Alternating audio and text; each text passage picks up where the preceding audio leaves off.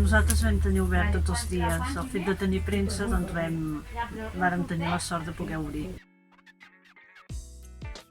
Sí, una mica sí. Respecte als altres dies que van tenir obert, sí, una mica sí.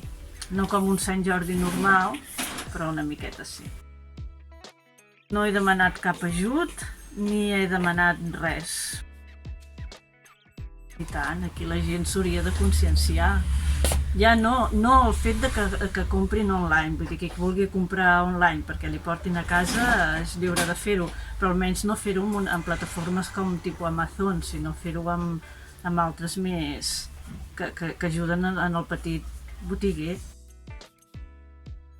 Jo no hi tinc gaire, de moment no hi tinc gaire bona expectativa. Crec que el Sant Jordi és el 23 d'abril.